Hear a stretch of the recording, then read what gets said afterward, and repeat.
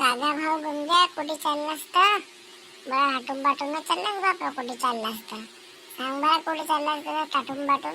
लमच्या कुठे नाही बे पिंक्या, चाललो आता माझी बायको गेली माहेराला. भोसडी आता मला करा लागते घरचं स्वयंपाक पाणी, ते समजे नाही का? सरपंच साहेबाला सांगा लागते तिचं नाव. सांग ना तर सांगू थांब. काय झाला बे गंग्या? आणि पिंक्या तू बी आला का बे? काय झाला? अगं काय झालं सांग ना बे. सांगता का नाही? मला सांगितलं तर तुमचा उद्धार करीन. काय झालं सांग.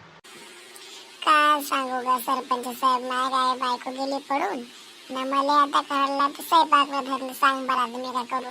तुला विश्वास नाही तर विचार बरं पिंक्याला. सांग रे पिंक्या.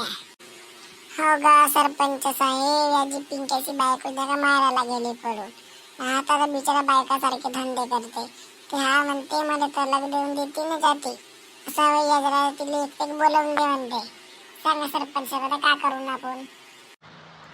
हो ना तर बे, तुमच्या दोघीच्या म्हणणे मी मानतो, तुमच्या दोघीचं मी ऐकतो, पण तिची बी काही असर काय नाही म्हणून गेली का नाही ते? हा काय असर काय तिची? हो गा सरपंच साहेब, तिची तर असं नाच मला माहिती तिची काय तर. अभि ही गंगा चुप राहणं बे, सरपंच साहेब आहेत ना, काही ना काही बोलतात. नाही नाही बोलू दे त्याला. आज का म्हणते तर आपण ऐकून टाकून याच्या खरं वाईट करून देऊ. का म्हणते तर